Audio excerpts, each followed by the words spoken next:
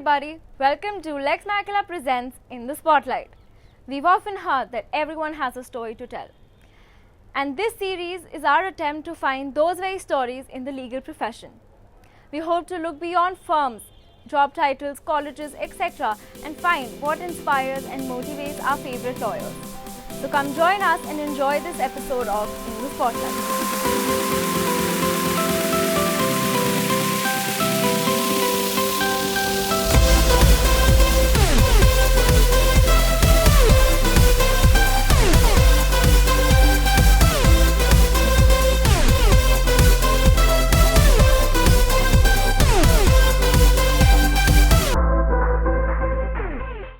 Welcome to another episode of ITS. Thank you so much Gunjan ma'am and Nayantara ma'am for joining us today. Thank you for having us over. In fact, I wanted to tell you that ever since I was a kid, I wanted to be on a talk show. So I'm a total nerd and I've grown up watching shows like The Late Show with David Letterman, and I would always imagine what would it be like being on a talk show, and now finally I have this opportunity. So thank you for inviting us over. Unfortunately, as lawyers, we do not really have too many options to come on talk shows. Yeah. Most of our talking is done in court. So this is a good change. And this is really an ingenious idea. I've never seen lawyers taking part in a talk show. As lawyers, what did you expect your life to be? More fun. A lot more money, but it's good.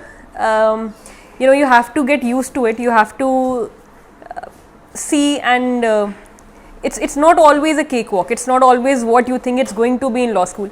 So it turns out to be very different. But I think as and when you grow, it gets better. I mean, not better, but... We started off on a hopeful note. So No, of course it's better, but there's a lot of work involved, a lot of hard work involved. You always have to be on your toes. You always have to keep hustling. There's no... You can't let go. You cannot be... you cannot go easy on yourself. But I think that's the case with every profession. In our profession, the benefit is that you have a lot of fun doing it. So, it works out in the end. As a law student, I really couldn't fathom what life as a lawyer would be. I knew that it would entail going to courts, responding to clients' queries, but I couldn't really foresee what life like a lawyer would be. But once you do get into the profession, obviously responsibilities, a lot of responsibilities are there, and you learn to execute the work that is given to you in a proper manner. So yeah, I didn't really have any expectations as such. I just wanted to know that I wanted to get into a specific field, then I got into it, and now. And could you please tell everyone what field you're into? So I am an IP lawyer. I'm currently working at ALG India Law Offices LLP. I've been here for almost 4 years now. I joined the firm right after I graduated. But when I was in law school, I wasn't really sure if I wanted to do IP or corporate law. So I was dilly-dallying between corporate law and IP law. I tried out litigation in the first and the second year. I don't think saying that I tried out litigation is the correct thing to say. I did intern in a few litigation firms. But then I thought that why not give the corporate life a go. So in the third year, I interned at 2 places. One was a corporate IP firm, a pure corporate IP firm, and another was an IPR firm. And after I interned at the IP firm, I decided that this is what I want to do. But funnily, so in 5th year, I got placed in an MNC, which would have meant that I would get into the corporate life. Company life. Yeah, the company life. But then another twist happened. I started interning at ALG, and then I got absorbed into the firm, and the rest is history. So since then, I've been doing IP. Okay, that's great to hear. And Gunjan, what about you? I do pretty much everything. You name it and I've done it. So when I started out, I joined a litigation firm. And how I got into litigation is a pretty good story. I was pretty much determined to get into corporate law,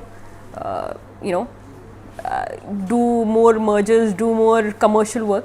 Then I interned with this lawyer, this amazing lawyer. His name is Mr. Kapil Sankla, and it was a long-term internship in my 5th year, and I got into it, and I was very obstinate कि no, I'm only going to do corporate law, and this is just a phase, and I'm just going to, I just want to try it out, like she said, for a couple of months. And that man, he is like, listen, you're born for this, so stop shitting yourself and just, this is what you're meant to do. And I remember every morning, so his office is in GK, and I used to reach the office at 9:30 every morning, and he used to come into the office before going to court, and every morning for like half an hour he used to tell me these stories of amazing lawyers, of Nani Palkewala sir and Nariman sir, and he used to tell me all of these stories, and I got really inspired, and I thought, okay, worth giving it a go. And then he told me that I'm one of those sorts who needs instant gratification, and instant gratification is best got in a courtroom, so. And then I got into this firm, and I've done pretty much everything. I did corporate law, I did mergers, I've done a lot of commercial transactions, and then I did a lot of litigation.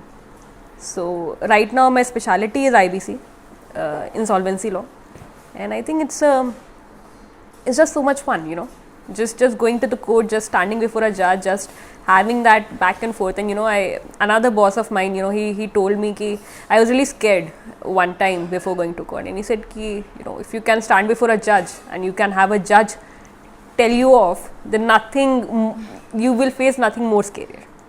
So that's enough, उतना हो गया. If you have stood before a judge, अगर आपने उसकी डांट सुन ली है, फिर कोई भी और से ज़्यादा मुश्किल चीज़ नहीं आने वाली है लाइफ में. So you've been friends for how many years? 9 years now, around 9 years. 2000. We've been friends since 2013. 2013. So we are hitting the 9-year mark now. So you met in college. Can you tell us a little bit about how you met and how your journey and your friendship grew through law school and beyond? So to give you a brief background, there are 4 of us. There's me, obviously, Gunjan, and there are 2 other friends, Anchit and Ajayo. So I became friends with Ajayo. I guess I met him in a library. So I'm a total nerd, which is why I met him in the library. I really like the background. It's really appealing. Anyway, so I met him in the library, became friends with him, and then Anchit and Gunjan were his friends. So he introduced me to Gunjan and Anchit. So at first we didn't really gel well. No, we didn't. Yeah, so we have very contrasting personalities, but we're like a jigsaw. All of us are like a jigsaw puzzle. In the end, we fit together. So anyway, we didn't really like each other, but we're sitting here now. But it's an interesting story as to how we met, and this is something I really want to tell everyone. So something very unthinkable happened with me, which really doesn't happen with law students. I failed in my first year of law school, which is a little, people don't really expect law students to fail. मतलब सबको लगता है मैं ऐसा क्या ही पढ़ रहे हैं जो हम fail हो जाएंगे. But so I had a year back, and technically I'm supposed to be 1 year older than her. But so I had a year back, and in 2013, me and Anchit Ajayo, we all had year backs, and in 13 we joined back in second year where Nayantara was in her second year, and so that year, that 1 year of an year back, that was the defining moment of my life.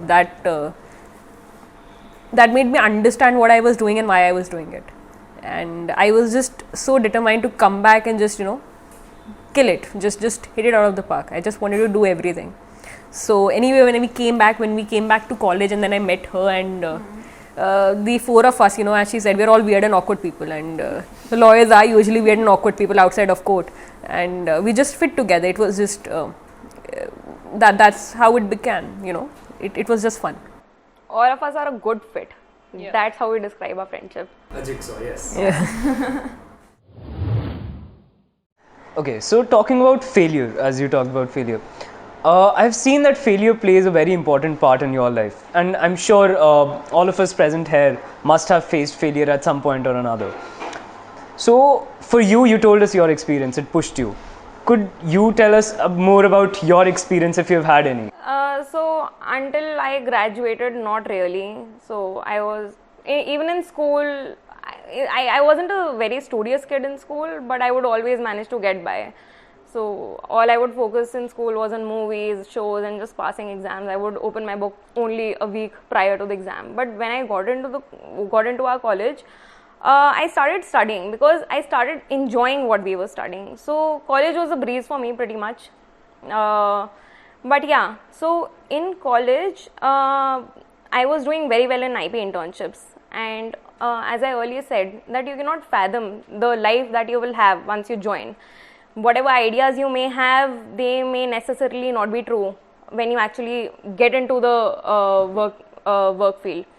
So I was a little blindsided by the amount of work that was put on me, because in internships I would get limited amount of work in IP firms, and I would be like, yeah, this is so easy. But obviously everything was new to me, so I got a little blindsided, but I came through.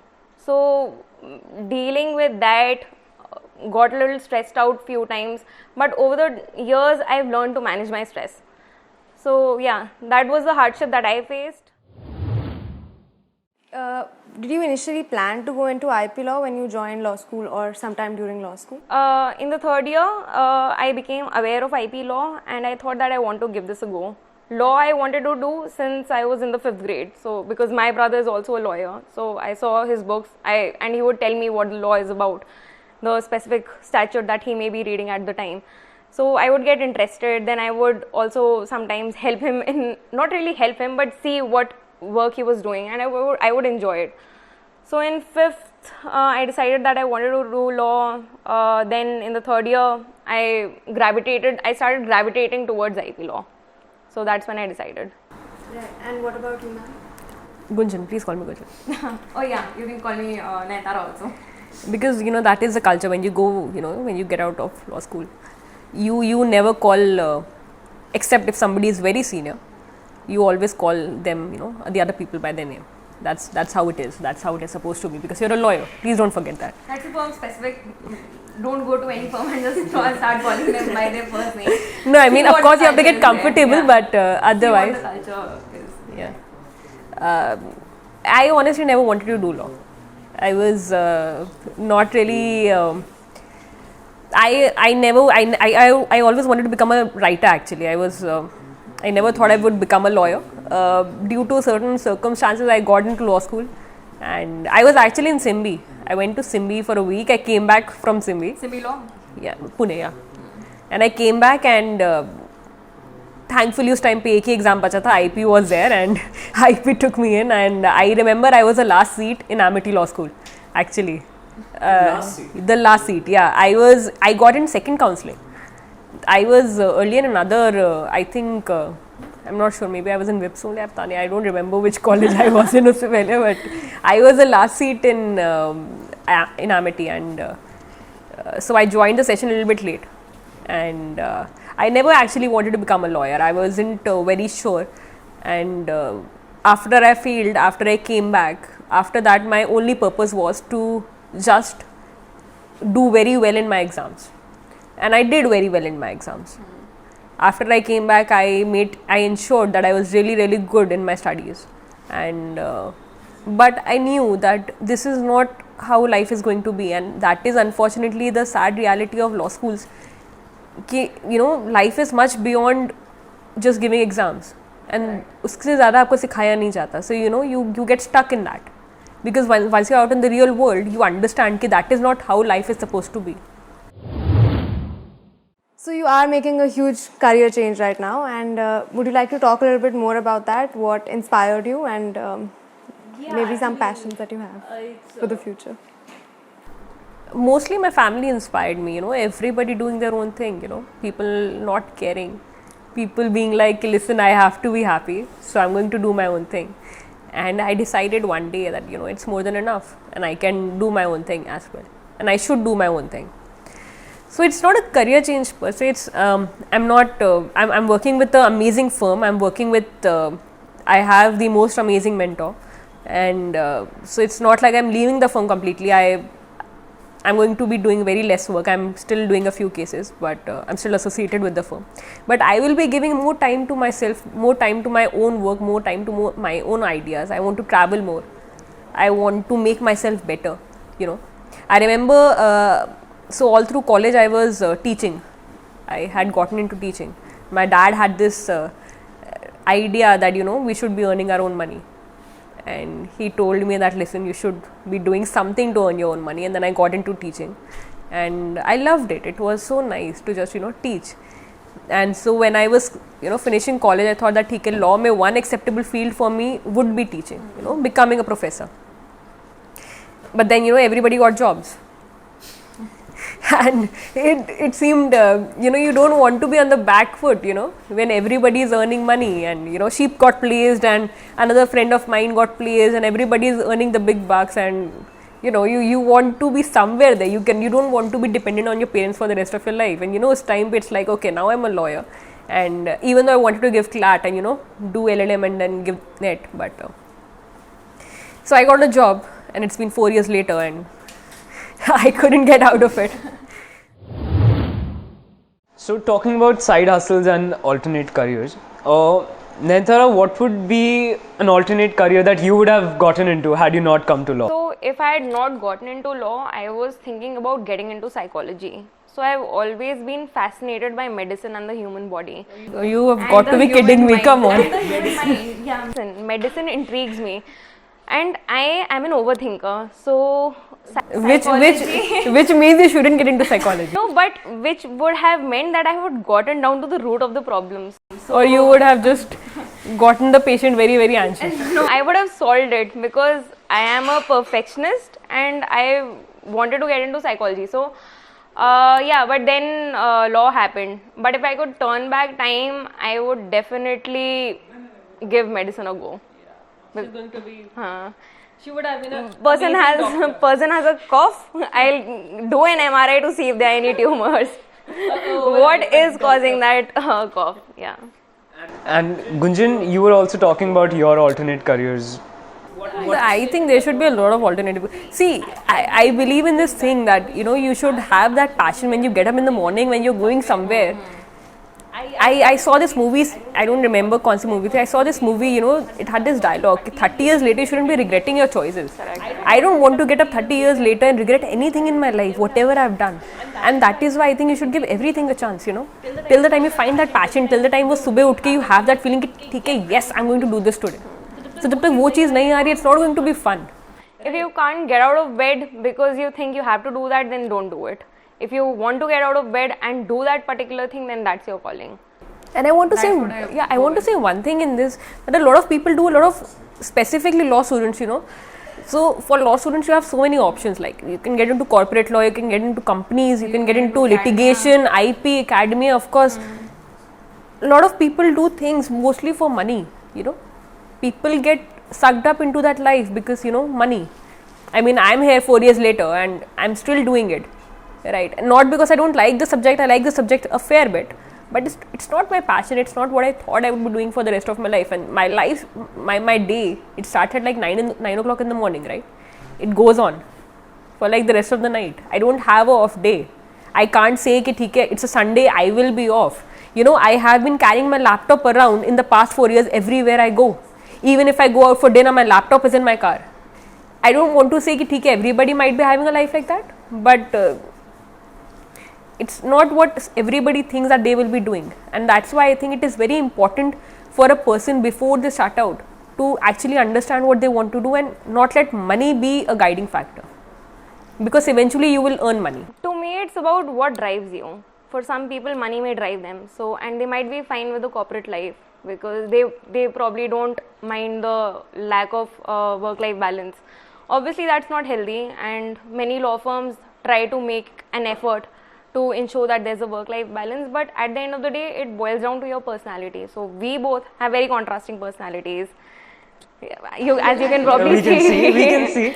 So I don't really mind being in a corporate job. So because at the end of the day, as I just said, it's about what drives you.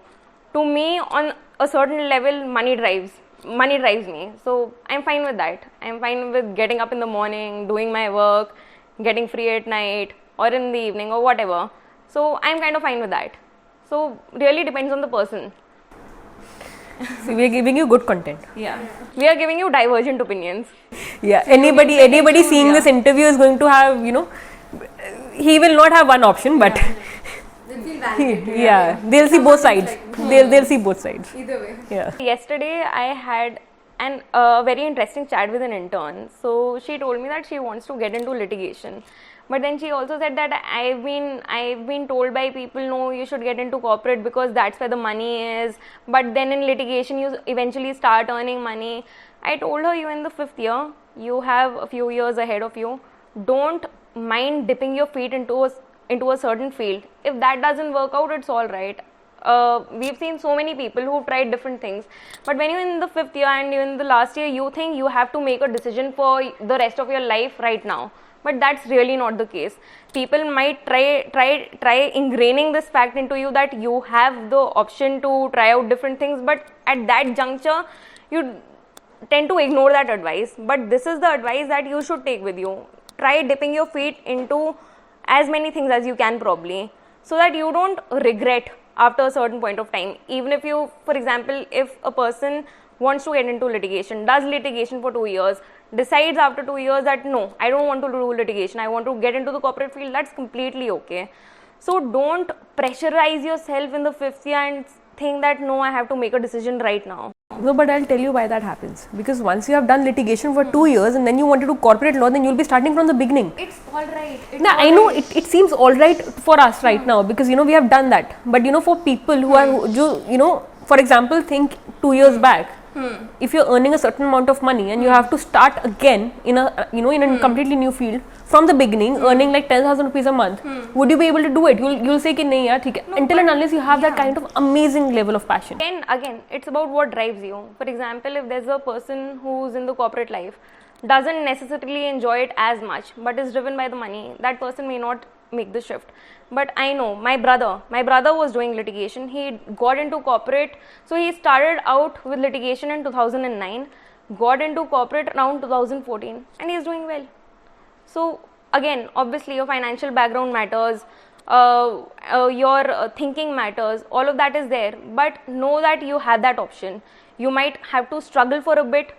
So he also got into IPR, and when he joined that IPR, so when he got into IPR, he did not have a background, but it's okay, you learn. None of us are taught everything in law school. Whatever you've learned in law school, that won't obviously stay with you. I don't remember any of the CPC that they taught me in law school, but you obviously learn on the job. So it's okay to make a shift, even 2 years down the line. I actually have a very interesting story to tell. So I have these, a very, very interesting thing. 2 colleagues of mine, very recently, one of them, a very good lawyer, about a year my senior, she left law completely to become a baker.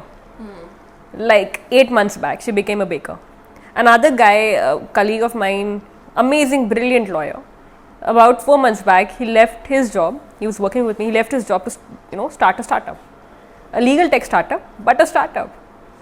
I'm leaving my job today to, just probably travel. Literally, that is my only goal, to travel and to work on my own thing, but just like travel, just to be free for a while. So, I just want to tell people that it doesn't matter. Because I remind myself this very often, and my father reminds me this. He tells me, listen, you're a lawyer, so nobody is going to take that away from you, right? So 5 years later, even if you don't do this, even if I leave this, 1 year later I'm still a lawyer, I can still get a job, or I can do my own thing, I can still do something. You're a lawyer. I mean, this is a big degree. People may not value it as much, or people may think that lawyers are not really, our profession is really not given that much respect by the other professions. But in any case, we are still lawyers. That is a powerful degree. You can always do something with it. Professionally, you can always start. You can always have a fresh start. Also, a lot of our college mates have done this, right? Yeah. A lot of people are doing different things, which is a huge thing, which makes me really happy because people are not afraid. You can always leave law, you can switch fields within law. Again, you have that option, and it only boils down to the mindset that you have. Right.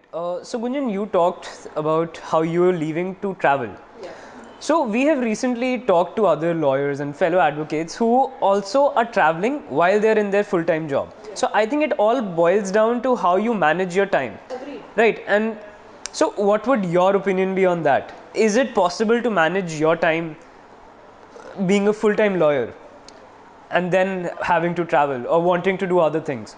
See, I'll tell you, I am also a little bit of an overthinker, in the sense that when I take on work, or when I'm involved in something, it gets really, I take it very personally. I'm not sure if that's the right word or not, but I take it very, it is very close to my heart. So I have to be very good. I have that thing that I have to be very good. It cannot be second best. And when I am doing something, then you have to give your complete mind to it. It cannot be half-hearted. And that is why for me traveling while working has been very difficult to manage, because a lot of lawyers take these 3 days off and 4 days off, or it's not possible for me, because for those I need those 3 days to just unwind, and then I need another 3 days to just chill, right? So it's not for me personally, it hasn't been the best option. And I think I have no complaints for whatever I've done till date. Probably the only small regret would be that I stopped traveling, or that I traveled very less. And that is why that is why when I'm leaving today, or that is why when I'm looking to do new things, it is with the motive to do it in a way where I can actually balance my other passions as well. So it has to be only till that level, because money is not really something which is very important for me. It has to be there, of course, but it's not something which is the primary focus, because there are other things which are the focus. Mental peace is very important, and that is when you work so much, when you're working around the clock, when you wake up thinking कि okay ठीक है ये matter है, and रात को सोते हुए जाते हैं ये thinking कि shit कल ये matter लगा है कोर्ट में. I want to, it's a very interesting thing, but I want to get out of the grind. I want to have a life beyond that. I want there to be more things to drive me. So that's why. I think that's quite interesting and would be inspirational to a lot of our viewers. Hopefully, yeah.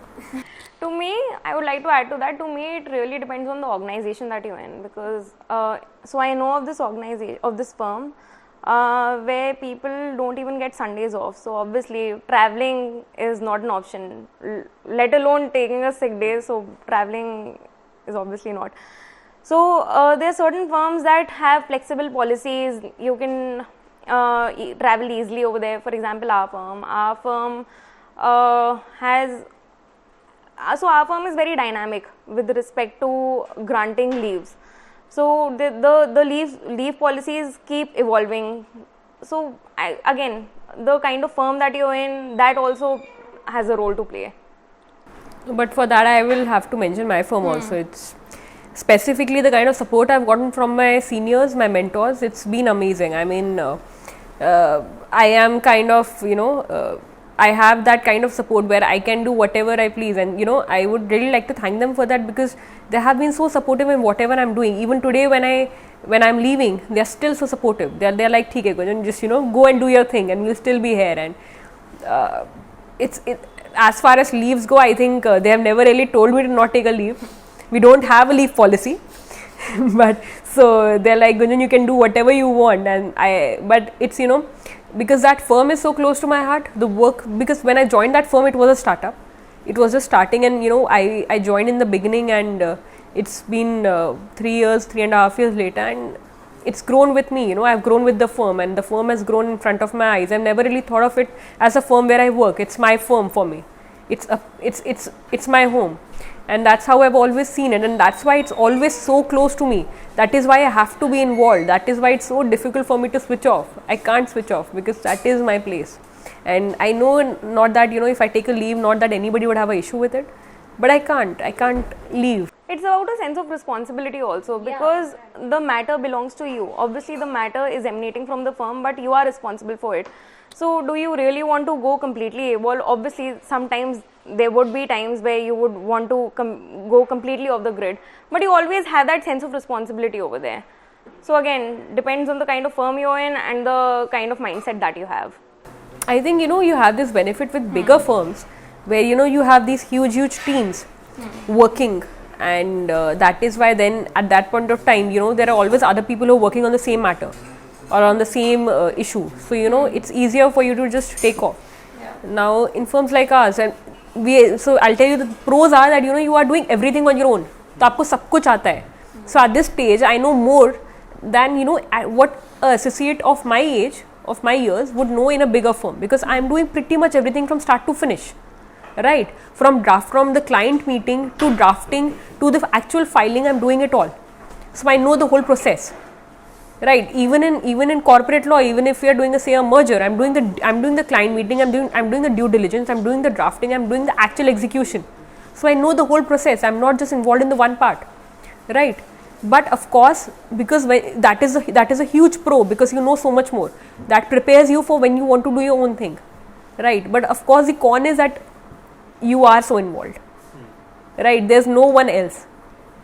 So that's the thing. But of course, I think over here the pro overshadows the con, because you are learning so much, and that is a huge benefit when you are a lawyer, right? Because nobody is going to teach you so much. Nothing is going to teach you so much as doing your own a whole thing from start to finish. You're not just doing one part of it. So that's the big thing. She said reminds me that law teaches you to take on a lot of responsibility. Law as a profession makes you very responsible. I don't know if it's fair to say so, but yes, I have become far more responsible after I have joined the profession. It inculcates a sense of responsibility in you, and I really want to differ on that. Professionally, she might have become responsible. I agree. Personally, yes. No. Personally, we were actually my in. mother is my assistant. I told her I can't do without an assistant in my personal life. I might even end up. No, actually, we were in Goa a week back. We were in Goa a week back. We had gone for our friend's wedding. Everybody is getting married. Everybody is getting married. Friends are getting married. I don't know what's happening. Instagram is blowing up. This person is getting engaged. This person is getting married, and I'm here watching Netflix. But you know, back to the question of responsibilities. Yeah. Nayantara's I'm very professional. Personally, not so much. Yeah, so because in Goa we were all worried about, we were running around getting the things done. Our two worries were ki A, we have to get the things done for the wedding, B, where is Nayantara?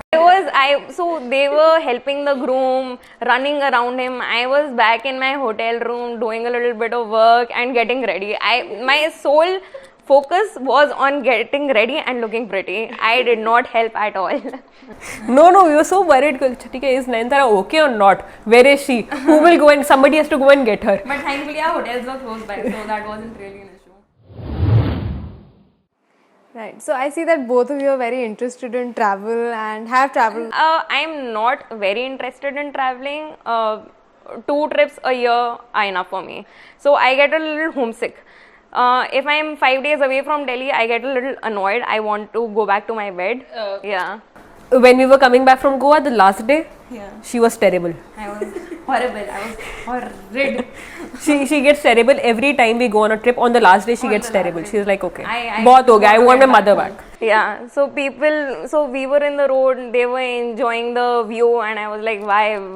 Yeah, she was telling me, make a Spotify khareed do please ek din. I actually installed Spotify. I could not sit in that car for any second longer. She was tired of her company. I got bored in Thailand. I wanted to get back to Delhi. Actually, Delhi is my true love. I do not like getting away from Delhi. And I think US would be my second love. I've never been to US, but I've always wanted to go over there. So yeah, I think Delhi and US, the entire country. And what about you, ma'am? My true love? No, about your travel experience. I have this very interesting. So I like mountains a lot, and if I could, I would stay in the mountains. My dream is to buy a place in the mountains, set up a hostel, set up a cafe. You know, I have this very interesting story actually. You know, believing in people. So I was. Actually, 2 stories. So then, one, the first time I went, the first time I did solo traveling, it was in McLeodganj, in Naddi actually. And I went to Naddi. I stayed in this small homestay. I think my room probably would have been half of what this place is, half of this room, this area. I would have gotten mad over there. I would have been, give me space, give me Netflix, get me my phone. I had a single bed. I had no television. And I had a small bathroom, and that was it. And I stayed in that homestay. It was a homestay. It was like 4 rooms, no pantry, no nothing. So मेरे homestay के सामने there was a dhaba where I used to have my food, And of course, because it was a village, Naddi is like 3-4 kilometers away from McLeod. So, you know, the whole village got dark. It is just one road, that's the village, right? That's where everybody stays. And the whole village used to get dark at like 6 o'clock. So, you have to be back by 6. And I think all my traveling, and that is the first time because I was doing solo traveling, I think all my traveling from Naddi to McLeodganj I did by hitchhiking. Literally, I was just asking people to give me a lift. And you should not have trust issues. I have a lot of trust issues. I would have not gotten into anybody's car. No, but I did. You should have another kind of like trust in people to get into somebody's car. That's what I'm saying. That trip was supposed to be for that only, because I just wanted to trust people. I remember I was sitting in the dhaba and there were these 3 couples who had come for their honeymoon. I said, I want to go back to McLeod. If you're going down, just please give me a lift. And they gave me a lift and there was a nice word. I said, "ठीक है, क्या जाता है?" And another time I had gone down to Litrati Cafe. It's a little down in McLeod, and I had to come back and it was raining, right? So it was already 5 and I was really worried because I had to go back to the village and it was raining really badly. So I came out in the road and I said, "ठीक है, I have no option. I'll walk up. What can I do?" In the rain. Yeah, in the rain. I was walking up in the rain. Then this guy, this Innova was going with a couple of foreign tourists, and the driver stopped the car. He said, "You're going to McLeod?" I said, "Yes." He said, "Bet job." Oh my god. I can imagine my mother going crazy after hearing this. No, but he was really nice. And you know, I said, "Yeah, I need a lift." And it was just half a kilometer away. McLeod was just half a kilometer away. And then he dropped me to McLeod. From McLeod, I took a shared auto with 2 other people who were going to actually Dharamkot, but Naddi is a little up. I'm getting horrified. Was it the Hey Georgie moment for you? No, but that's the thing. You have to just place your trust in people, right? You have to believe that, you know, good things are going to happen. And I did a similar thing in 2019 when I went to Udaipur for a week, completely alone. And I went to Udaipur and I was staying in Zostel, Udaipur. I was supposed to stay in Udaipur for 3 days. Then I was supposed to move on to Jaisalmer and Jodhpur. But I met all these people here. And you know, I think we just started roaming. The first day I remember in Udaipur, I just put on my headphones and my shoes and I was just walking around the whole city. I traveled the whole city just walking around. I did nothing else. I had a lot of kachoris, a lot of food, and I was just walking around. And then the next day I made friends with the volunteer who was volunteering in Zostel. A lot of other people who were there, and you know, we were just traveling in the city. It was so much fun. And an interesting thing, on my last day, so I wasn't supposed to stay that long and Zostel was full. So on my last day, I did not have a bed, right? And so they did not want to turn me out also because मेरी सबसे दोस्ती हो गई थी बहुत. So मैंने बोला कि no issues, I'll sleep in the common room, कोई दिक्कत नहीं है. So the volunteer, he was really nice. He said नहीं Gunjan, you take my bed. He was staying in a 8-bed dorm. He said, "You take my bed, I'll sleep in the common room." And the next day we were supposed to return. So I said, "Nahi, I'll sleep in the common room, it doesn't matter." But then he gave me his bed, so I took his bed. And I just want to say that that's how it works, right? You know, people just trust you. People are like, "Nahi, theek hai, you know, let's do this." And we'll trust you on that. This just reminded me how contrasting our personalities are. Okay, so it is pretty visible that your dynamic, the dynamic between the two of you, it's pretty strong. So, and I think it builds up all the way back from law school, all the way back 8-9 years ago, from 8-9 years ago. So, how has that been? How has that journey been till now for the both of you? The journey has been good, and I'll tell you why we have such a good dynamic. It's because we have, all 4 of us have different personalities. We are not identical in any manner, not even similar. Because, and that thing, I think we play that thing very well. So we've had our fights, we all of us have had vicious fights, but we always get back together. We both had a disagreement in Goa as well, but then we always tend to... cold wars. Yeah, we have cold wars. No, you sometimes have proper outright fights. I also have proper outright fights, so she has... Not with each other. No, you have had proper outright fights with Anchit. No, not with me. No, exactly, not with we both have cold wars. But I fight properly with Ajay and she fights properly with Anchit. With both of them, I haven't fight. वो याद नहीं वो Amity वाली fight. Oh, she used to get ticked off very easily. So you were both in Amity Law School, Delhi. So have you ever felt that there is a disparity between NLU graduates and non-NLU graduates, and has that ever affected you? Have you had a lack of opportunities because of this? I must point out, so I never planned on getting into an NLU. My brother was in Amity Law School, Delhi, so I wanted to get into Amity Law School, Delhi only. There was no other college. I only wrote the IP exam and only the NLUD exam because my mother made me do it, but I didn't. I deliberately sabotaged that exam and because I wanted to get into this college. So yeah, when we were in college, we used to people would make switches. Many of our friends switched to NLUs, thinking that NLUs groom you more. A lot of people gave in our first year. And in the second year as well. They dropped a year and wrote exams and they made that switch. And I think that disparity is sometimes there, especially when you're starting out, because there are certain firms which I know who generally tend to prefer NLU students. So that happens when you're starting out, but I think that once you've gained a certain level of experience, your college does not matter. So even if you lost out on an opportunity only because you were not from an NLU, you can always undo that, because after you've gained experience, only your experience matters. So the disparity is there in the beginning. I don't think later on. I think I would just very slightly differ on that, in the sense that okay, it doesn't matter in litigation at all, right? In litigation, it won't matter. In litigation, if you're an NLU guy or a non-NLU guy, you'll still be getting $10,000 Or 15. or 5. 5? Oh, I wasn't aware of that, but okay. or nothing at all also sometimes, but that's how you start. ठीक है, तो litigation में doesn't matter. In corporate, I think firms have this slight tendency of picking NLU people over non-NLU people, and that was something which really pissed me off always, because it makes one feel that you're not good enough, and that because we have had the same education, the education is prescribed by BCI, so we have had the same education, we have Not much difference in the quality either, and not a lot of firms came to our college also, right? But they tend to go to NLUs because see, of course, I'm not saying that NLUs might not be better in some way. They might have their they might be better in some way, I'm sure, better extracurriculars, better professors probably, but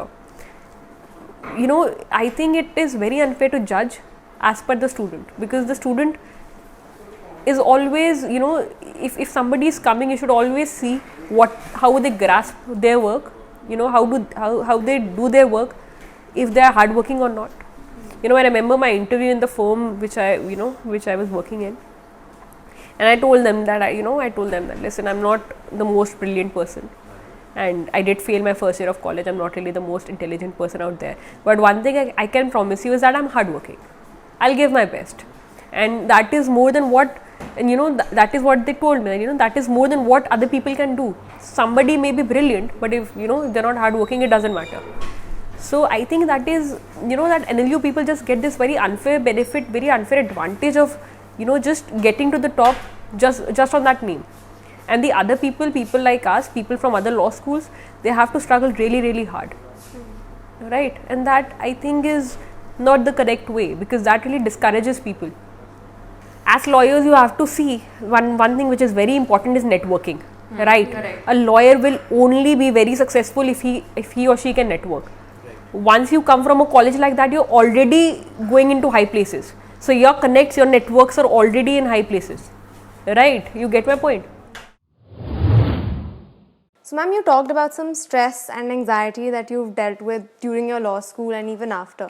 Do you want to discuss that in detail and how you dealt with it? So what I want to say on that is that stress and anxiety have become such a normal thing that people really tend to ignore it, right? People tend to ignore anxiety. People tend to think that anxiety is really not important, and it is not really till when you're having your first full-blown panic attack till you actually realize that this is a proper condition And I need to get help.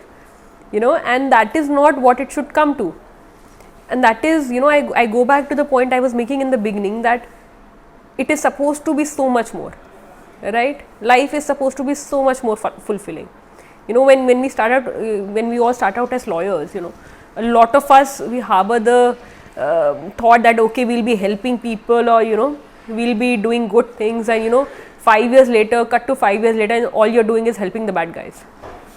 So sometimes, so I think it depends on person to person, and you should always prioritize your mental health over everything else. And I think that is very necessary, because I don't know how much you've been reading. If you see all of these websites, so many young lawyers are dying. Yeah, people are dying of heart attacks and cardiac arrests. 40, 45-year-old people, 40, 45-year-old lawyers, and that will just give you a clue as to how hard life is, or as to how stressful the profession is.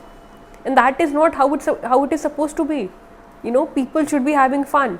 When you're doing something, you should be having fun. You should know when to switch off. And unfortunately, I don't have that thing, and that is why I get very stressed out.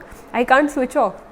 And that is what I'm trying to learn now, because I have seen that so much in a lot of people I've worked with, or in the lawyer community. People get very stressed out, specifically the law students also.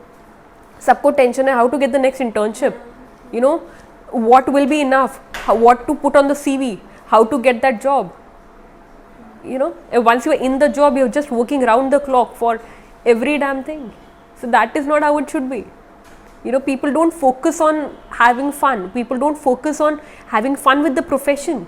By saying having fun, I mean that because there's a constant need to get validated. I think that is a major problem especially when you're starting out. You need to feel validated, and when you don't feel validated, those internal feelings of conflict start coming up.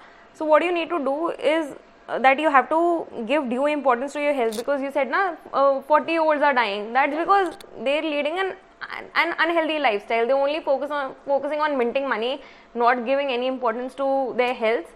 So you should obviously give your mental health, physical health, every sort of health importance, and you should recognize that you have a problem. So whenever people are feeling anxious, they think no, theek hai, this is just regular sadness, but you should learn that this is actually a problem. You should recognize that problem and seek help. But then I think the problem stems from the fact that the country that we live in, here mental health is not given due importance. Even if somebody is going to a psychologist or a psychiatrist, their family members would tell that person, no, don't tell others. It's not an open society. Like in US, for example, every other person has a therapist. They casually throw the word therapist around.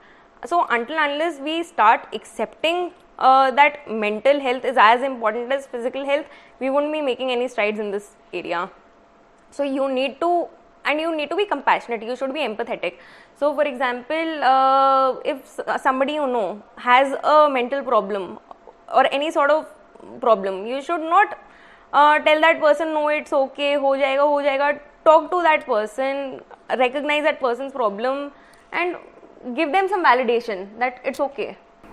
My main thing is that people should always, lawyers specifically, should always understand there is a lot more life beyond the work that you do. Correct. And the work that you do, that should be fulfilling. It is very essential that work is fulfilling, because you will do it for 10 years, 15 years, fine. 15 years later, if you realize that what you're doing is not the right thing, right? If it is not giving you the kind of happiness you should be getting. For example, if she is getting happiness from doing IPR, then that is a good thing, right? That is what the purpose is. If I am getting happiness from doing insolvency, that is a good thing, right? Or if I am getting happiness from doing something else. So you have to understand that happiness is very important. You have to be very happy about what you're doing, about the field of law that you choose. I think it ties in with mental health. Yeah. So for example, if you're stressed, you are an anxious person, you have an undiagnosed anxiety disorder, you won't be able to enjoy what you do. So unless you have a clear head, you won't be able to derive satisfaction from the work that you're doing. So focus on your mental health. I think that, and I think a lot of lawyers that has a big role to play. We should be concentrating more on lawyers, but any profession. I agree, but problem to all professions. Law is obviously stressful because you're dealing with somebody's rights. I'm not trying to take anything away from teaching, but you're not actually taking somebody's right, which cannot be probably judged upon again. So this is a stressful profession, but yeah, if you want to derive career satisfaction, keep your head clear. Yeah, I'm just simple thing, very simple thing, which I've learned very late in my life, that you should always know that there is something more, right? You should have something more.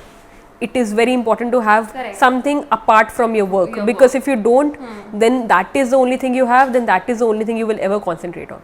You should always have something other than your work, because you need something to, help you switch off. You wouldn't be happy. What happens after you end your work day? You don't have anything to focus upon. Pick up a hobby. If you're working and you suppose if you end your day at 9 o'clock in the night, do something that makes you happy other than your work. You can't completely be a workaholic and sustain. That's not a sustainable lifestyle. Might give you a lot of more money, but And some people think that no, it's okay, I only focus on work and that's good, I'm so great. That's not how it is. Don't look at me, I'm not like that. I'm not. maybe I'm looking at myself also. So that is not the only thing that should drive you. Obviously you should have job satisfaction, but there should be other hobbies as well. I think on that candid and sort of relatable note, we'll take this interview to an end. Thank you so much for your time, and thank you so much for being so honest with us. I'm sure that our viewers would take a lot from it. I almost felt like I was eavesdropping on a conversation that, like a very late night conversation. So thank you for being so open about it. Thank you so much. Thank you for having us. Thank you.